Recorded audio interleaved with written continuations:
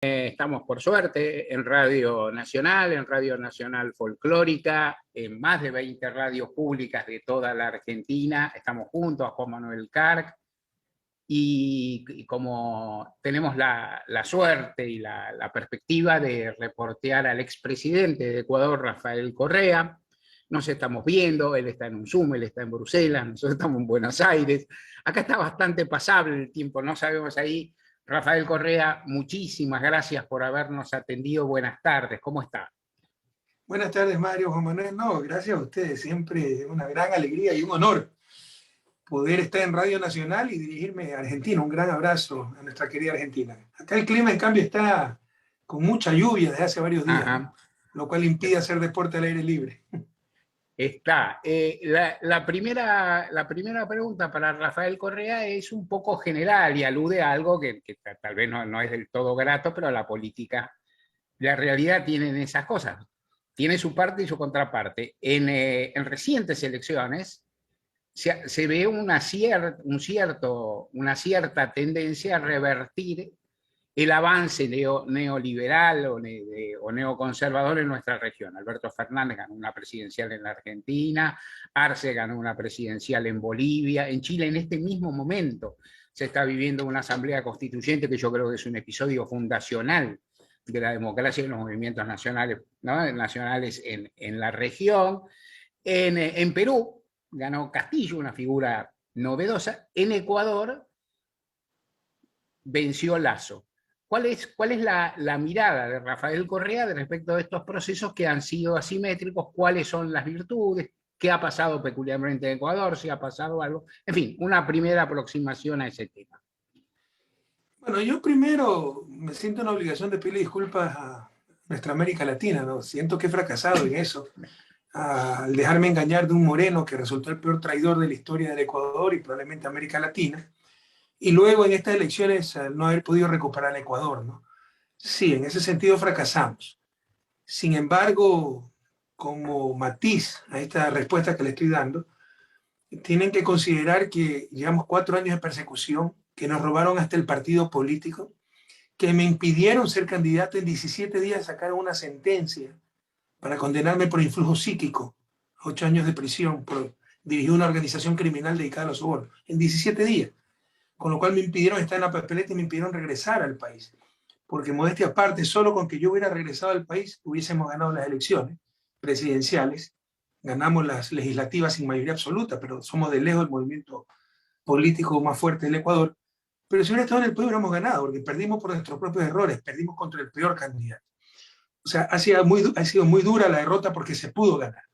Pero viendo las cosas en perspectiva, hemos sacado 48% del voto popular contra todo y contra todos, obviamente contra la prensa, contra la campaña sucia, sin estar en el país, con movimiento prestado.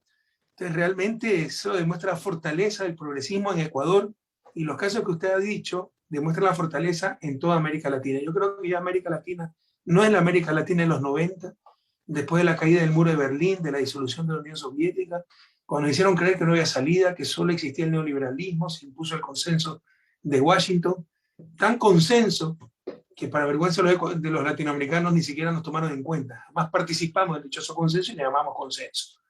Pero no había con qué comparar.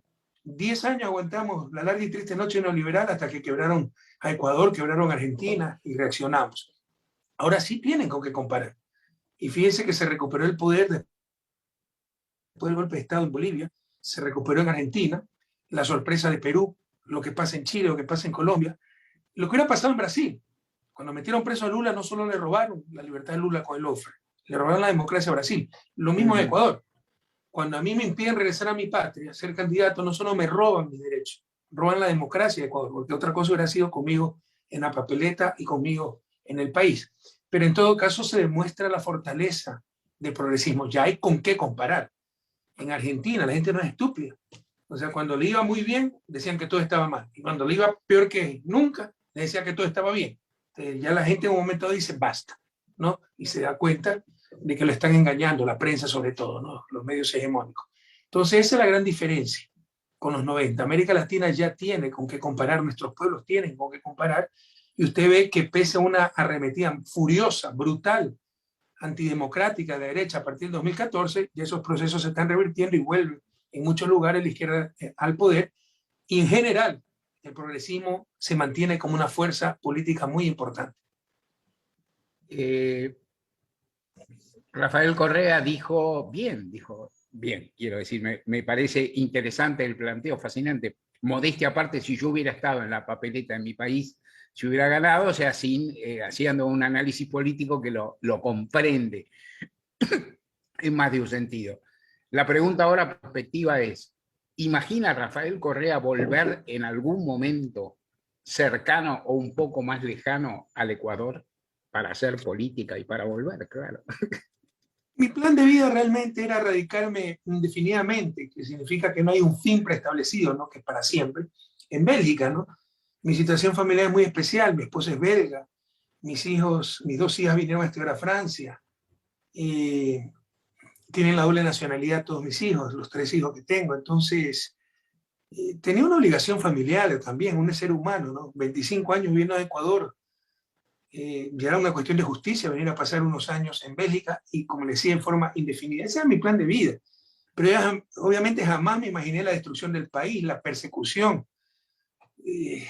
Tal vez por vanidad uno creyó que había hecho un buen gobierno, que bueno, iba a poder vivir tranquilo, y tengo 39 juicios penales, acusado de secuestro de un delincuente por parte de un policía que ni conozco, sentenciado a 8 años por dirigir una organización criminal. La organización criminal son mis ministros, mis secretarios, mi asesor jurídico, y como no tienen pruebas, por medio de influjo psíquico la ha dirigido, de calos sobornos.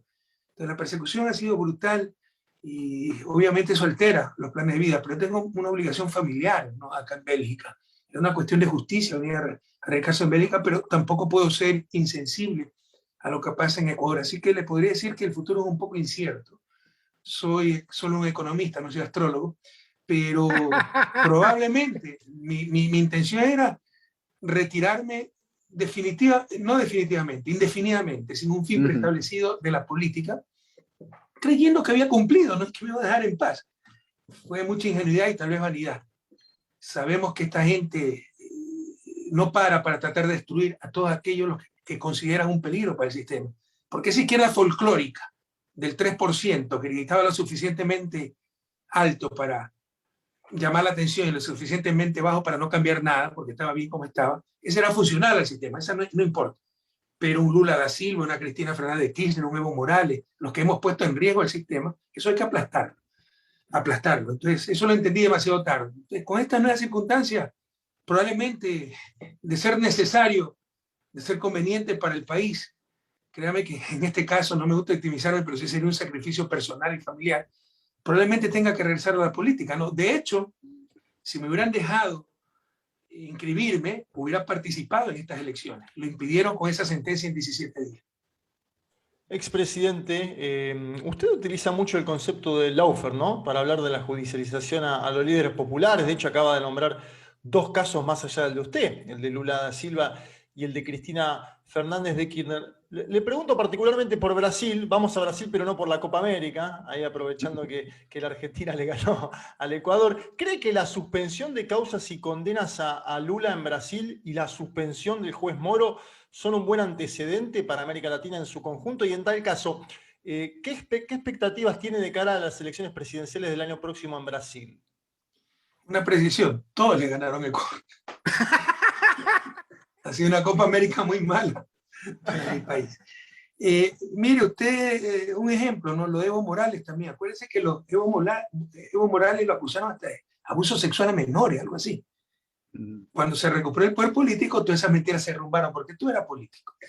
Yo creo que lo de Brasil debería servir de lección para todos estos grupos que practican el lawfare, y hablo básicamente de una derecha antidemocrática, sin sentido de derechos humanos, sin sentido de derechos en general, y de su prensa, ¿no? La prensa hegemónica, porque para el lawfare se requieren 2 ejes fundamentales. El uno, el linchamiento mediático, y el otro, una justicia cooptada por miedo, por sobornos, por lo que sea, jueces obsecuentes que ya copian lo que dicen los titulares de prensa. y se acusa a la persona más inocente y hasta la gente más noble aplaude tremenda canallada porque ya hicieron el trabajo de convencimiento a los medios de comunicación. Entonces, esto debería servir de antecedente, lo de Brasil. Cómo más temprano que tarde se les van a derrumbar sus mentiras. Pero esta gente está cegada por el odio. Cegada por el odio, ya no les importa ni siquiera destruirse, como pasó con Moreno. Moreno es calificado como el peor presidente de la historia. Va a terminar en la cárcel, porque además es un sinvergüenza. Pero no le importó nada de eso con de tratar de destruir. Entonces ya se ciegan por el odio y no reflexionan. Pero lo de Brasil debería servir de antecedente, como el lawfare, como toda esta persecución política, más temprano que tarde se va a derrumbar y esos escombros caerán sobre sus propias cabezas, los aplastarán ellos mismos. Le hago una pregunta de los Estados Unidos de América que me interesa sobre todo porque usted es economista. A pesar de eso soy una buena persona. No, yo soy politólogo y a pesar de eso también soy buena persona. Yo soy periodista. Yo soy periodista, abogado y peronista y me declaro inocente. No, le pregunto por Joe Biden, porque propone cobrar un impuesto a grandes empresas en el mundo. Se está debatiendo esto, ¿no?, a nivel internacional, si es del 15, si es del 25%. Biden es crítico, al menos en lo discursivo, con Wall Street, ¿no?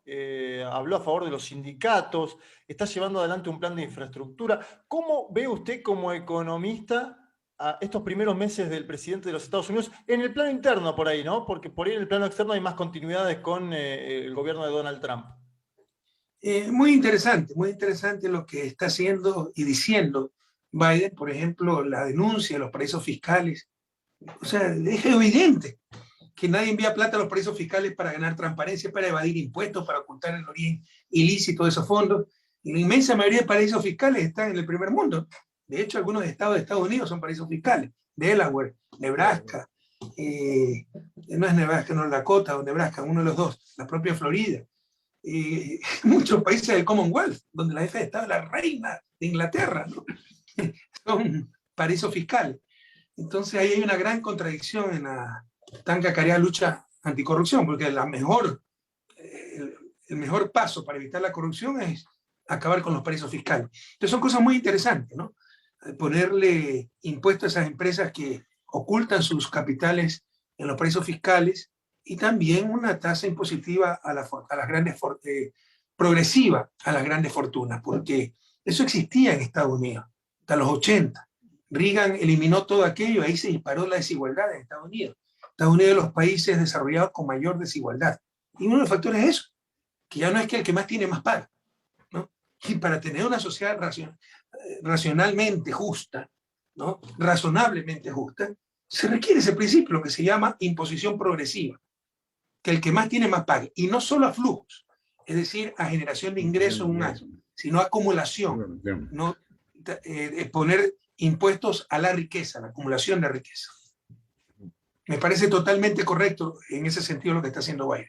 ¿Y en el plano externo cómo lo ve a los Estados Unidos de América? Digo, teniendo en cuenta lo que pasó con Cuba en la Organización de Naciones Unidas, su postura sobre Venezuela, Nicaragua, ¿cómo lo ve en el plano externo? Como era de esperarse, eso casi no ha cambiado. ¿Y por qué digo como era de esperarse? Porque la política exterior de los Estados Unidos va más allá de la intención de cualquier gobierno. Algo cambia entre demócratas y republicanos al interior. Por supuesto, de repente viene un Trump que es un caso especial, un enfermo, pero en general, pues, la diferencia entre demócratas y republicanos, mayor diferencia tengo en mi propio movimiento político, la Revolución Ciudadana.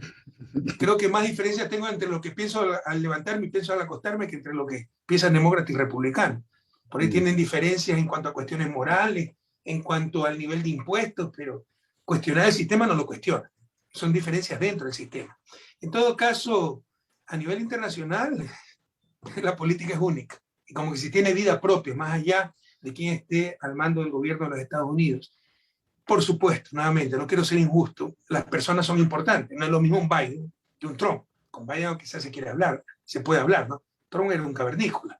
Pero en esencia, la política norteamericana no cambia grandemente con el cambio de gobierno en los Estados Unidos, y hacia América Latina sigue fundamentalmente la misma política, por ejemplo, el bloqueo a Cuba, las sanciones totalmente ilegales contra Venezuela. ¿Cómo es su propuesta? Escuchaba hace poco una entrevista que le hacían desde Ecuador, que el derecho a la verdad se ha declarado un derecho humano, decía usted.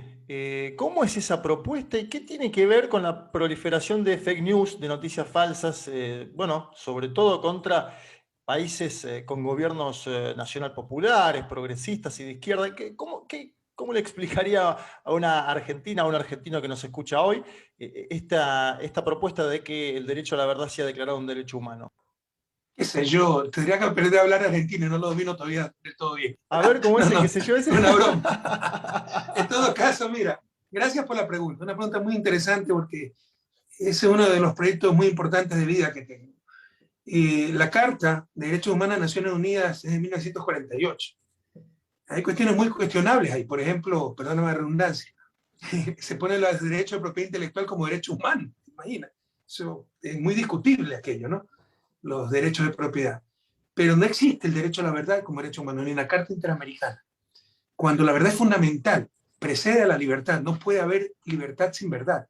Cuando te están robando la verdad, cuando te están mintiendo, engañando, te están robando tu libertad. No por gusto el Evangelio dice, solamente la verdad os hará libre. ¿Quién es el guardián de la verdad en una democracia? Los medios de comunicación. Pero los grupos de poder han cooptado y captado esos medios de comunicación, pertenecen a esos grupos de poder. Son instrumentos de manipulación. Con eso, los guardianes de la verdad son los primeros en robarnos la verdad. Y si los guardianes de la verdad roban la verdad, miente todo el mundo. Mienten los políticos, mienten los periodistas, mienten los jueces, mienten todos. Y créeme, sin verdad no hay democracia, porque la democracia, ¿cómo la puede definir? Como la opinión pública informada. Y sin verdad va a estar manipulada, no va a estar informada. Te daña la democracia, te daña la posibilidad de desarrollo. Para tomar decisiones correctas de acción colectiva debes estar bien informado. Si estás engañado, vas a tomar recurrentemente las decisiones no equivocadas, sino en función de ese engaño, en función de esa manipulación. Entonces no son las decisiones convenientes. Entonces no hay que soslayar la importancia de la verdad. Creo que le hemos quitado la relevancia que merece. Yo me he pasado media vida estudiando desarrollo y créeme que unos aspectos fundamentales para su desarrollo latinoamericano es que banalizamos la mentira. En el mundo anglosajón, mentir es antinatural. Un periodista que te mienta no vuelve a escribir ni en el periódico La Parroquia. Un político que te mienta probablemente va a estar acabado. Acá no pasa nada en América Latina frente a las mentiras más monstruosas. Y mientras eso continúe, la naturalización de la mentira, la banalización de la mentira, la ausencia de verdad, no tendremos ni democracia ni desarrollo. Y la verdad no es algo que me la dan los medios de comunicación cuando les da la gana, porque son generosos. No. Es un derecho, es algo que nadie me lo puede quitar. Y si alguien me lo quita, debe ser sancionado con todo rigor, porque es fundamental, como te decía, para la propia libertad, para la democracia y para alcanzar algún día el tan anhelado desarrollo. La No última de sé mi si lo parte, y expliqué lo bien dejo a para los Mario. argentinos. Me faltó el goce, me faltó el Sí, che, me faltó el quedó yo clarísimo. con Sí, triple L. Quedó, sí, quedó. quedó Yo muy claro. pienso. ¿Qué No, sé la última. yo? Ah, mirá, buena imitación, ¿eh? La última de mi parte y lo Yo dejo estudié con ya. argentinos de Estados Unidos. ¿Y Te cómo te soy llevaste con sincero, ellos? ¿Bien? antes era partidario, por ejemplo, en fútbol de Brasil, después de tener tan queridos amigos, compañeros de estudios en Illinois, pues soy fanático de Argentina, ¿no? Y más con Messi, ¿no? Con Messi y con Maradona. A los tremendos jugadores y Maradona, porque el carisma de Maradona, impresionante. Qué carisma que tenía. Lo extrañamos mucho, presidente. Eh, ¿Qué nos va a dejar la pandemia en términos de aprendizajes colectivos? La necesaria intervención de los estados, porque también está el otro aspecto, que es esta desigualdad enorme en torno al acceso a las vacunas, ¿no? Entre los países poderosos y aquellos que menos ingresos tienen. ¿Qué nos va a dejar la pandemia como saldo en términos de aprendizajes colectivos en caso que nos deje un aprendizaje colectivo? Juan Manuel, tú eres politólogo, es decir, desempleado, perdón, especialista en ciencia política. Me Desempleado, equivoqué. claro, muy Sí, bien. Entonces, no, perdona la broma. Mira, ojalá nos dé enseñanza la pandemia. Lastimosamente el mundo no lo rige la lógica, no lo rige la justicia, lo rige, por eso te decía, recalcaba que tú eres politólogo, las relaciones de poder.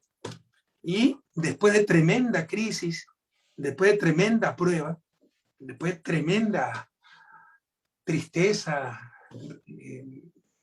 dolor tremendos, no se va a imponer esa lógica, no se va a imponer esa justicia, sino la conveniencia es más fuerte, ¿no?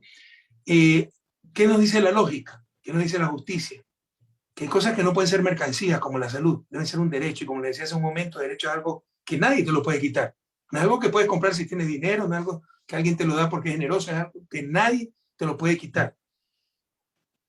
Y que no actúes siquiera por solidaridad, por humanismo, sino por interés. La pandemia nos demostró que para estar bien yo, tiene que estar bien el otro, tiene que estar bien el pobre, para que estén bien todos, ¿ya? Sin embargo, el momento en que ya salieron las vacunas, primero, ¿cómo la acapararon? Y segundo, ya siguió el mundo, continuó el mundo como que si no pasa nada, ¿sí me explico? Como que si no hay que revisar nada. Y por supuesto que hay que revisar mucho. Hay que revisar que el mercado no puede regir todas las dimensiones de la vida social, que hay cosas que no son mercancías, que el rol del Estado es muy importante, la acción colectiva es muy importante, y que los seres humanos, solo por ser seres humanos, tenemos derechos. Vengan de un país pobre, un país rico, tenemos derechos. Y uno de esos derechos es el derecho a la salud. Pero como te digo, ¿no? Eso lo dicta la lógica, el sentido de justicia. Otra cosa te dictan las relaciones de poder, y lamentablemente eso es lo que rige el mundo, el poder. Estamos hablando con Rafael Correa, expresidente de Ecuador, por Radio Nacional Folclórica, numerosas radios del interior de la Argentina, radios públicas. Una pregunta que va con un mínimo comentario, una mínima opinión propia, discutible por cierto, pero para darle contexto. El expresidente Correa nos ha hablado bien del rol del Estado, del rol de las potencias. Yo tengo una impresión en la Argentina, difícil de cuantificar, pero clavada, que en la Argentina se subestima lo que ha hecho sus sectores populares, la sociedad civil, las organizaciones sociales, los sindicatos, los trabajadores esenciales en tiempo de pandemia. Por mil motivos. Tal vez se reconoce específicamente la labor de los profesionales de la salud, que es muy ostensible, es muy sacrificada y lo merece.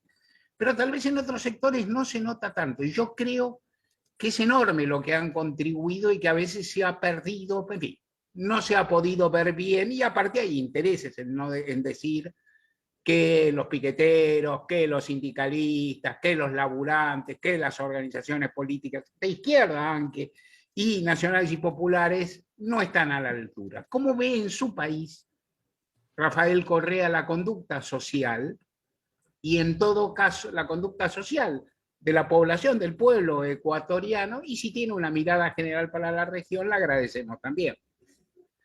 Sí, en mi país dejan, con pena tengo que decir, mucho que desear las organizaciones sociales. Primero, hay una gran carencia de verdaderas organizaciones sociales. Segundo, hay organizaciones sociales que mejor que no estén, ¿no? Por ejemplo, sindicatos. En la época neoliberal, en los 90, el sindicalismo privado prácticamente desapareció. Solo sobrevivió el sindicalismo público y ordeñaban al Estado como vaca amarrada. Y caían unas contradicciones tremendas. Nosotros teníamos, antes de mi gobierno, yo eliminé eso, una figura que se llamaba tercerización laboral, que era una empresa que, digamos, la empresa no contrataba trabajadores, contrataba una tercera empresa. Entonces, la empresa verdadera, y por ejemplo, la Cemento Nacional, la empresa cementera más grande, declaraba que no tenía un solo trabajador.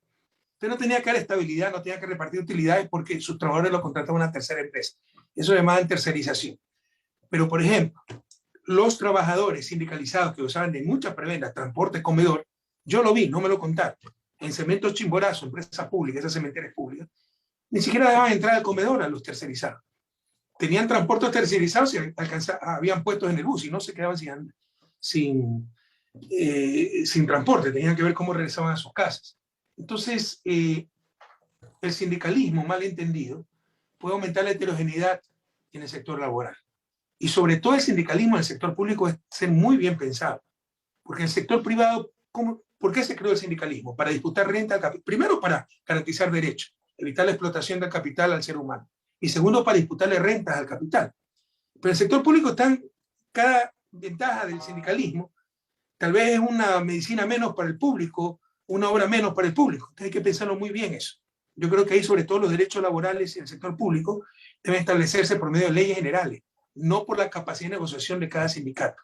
Eso crea mucha heterogeneidad. En el sector privado sí, que se la arreglen y que disputen rentas al capital. Entonces, por ejemplo, los sindicatos todavía esos sindicatos han sido muy funcionales a la derecha, a debilitar al Estado, a impedir un proyecto nacional verdadero en función de la grandes mayorías, sí en función del poder, defender sus espacios, defender conquistas, entre comillas, que muchas veces son verdaderos abusos, sobre todo, como les decía, cuando se trata del sindicalismo público, hay que decirlo con todas las palabras.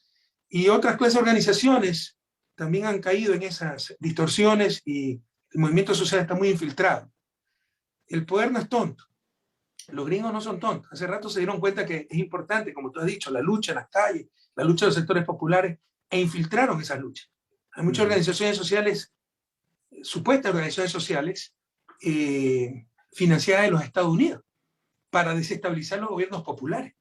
Entonces, hay que separar muy bien la mies de la cizaña, de la mala hierba, ¿no? Y recuperar esa organización social verdadera, auténtica y en función de un proyecto nacional, porque lamentablemente esas organizaciones sociales están muy infiltradas en estos momentos. Le hablo de la experiencia de Ecuador, pero temo que algo similar sucede a nivel de región. Y a nivel de región sí les puedo decir algo. La lucha popular siempre va a ser importante, las conquistas, etc. Pero no nos engañemos. Para superar el subdesarrollo, para lograr verdadera equidad, un progreso del cual disfruten todos los sectores de una sociedad, se requiere ese poder político, se requiere captar el poder del Estado. Y para eso es la política.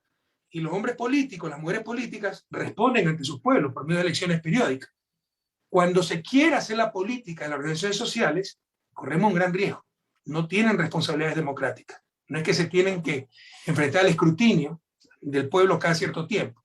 Y también les puedo decir que muchas de esas organizaciones sociales han sido refugios de políticos fracasados, que lo que no lograban las urnas lo tratan de lograr asumiendo la representación de una que no comprendo muy bien, sociedad civil, como que si el presidente de la República no es sociedad civil, es un marciano. Son cosas que no entiendo muy bien, y esto sí es grave. La política sin políticos, ¿no? Ahora quieren cerveza sin alcohol, quieren cigarrillos sin nicotina, quieren café sin cafeína y quieren política sin políticos. Eso es muy grave. Sobre todo el café sin cafeína. La tercerización laboral en la Argentina, sí, la Argentina tiene un sistema sindical robusto, con sus más y sus menos, ¿no es cierto? También con amplísimas diferencias, pero de cualquier forma la tercerización laboral es una realidad, es un mecanismo es un mecanismo de ilusión, de responsabilidad empresaria, y fue en cierto sentido la causa que determinó las movilizaciones en las que murió asesinado Mariano Ferreira, a mano de una patota sindical de la Unión Ferroviaria, un sindicato gigantesco, en el que estaba implicado José Pedraza. O sea, todos estamos conectados por algo. Una lectura sobre estamos hablando, de nuevo, hablamos, Alberto Fernández. Pero mira, Mario, lo que te digo no es sin conocimiento de causa, no le sufrí en carne propia, y ustedes pueden ver, por ejemplo, de los pilares más fuertes que sostuvieron al gobierno de Moreno, solo por estar contra el correísmo, porque yo impedía los abusos, sobre todo frente al sector público, estuvo el Frente Unitario de Trabajadores, que es el frente más grande de trabajadores del país. Claro. Estuvo la CONAIE, la organización indígena más grande del país. Entonces, cuidado, no por esos membretes bonitos, Frente Unitario de Trabajadores, CONAIE, Confederación Nacional de Indígenas del Ecuador, membretes muy bonitos, creemos que son progresistas, que están en función de un proyecto nacional, buscando el bien común.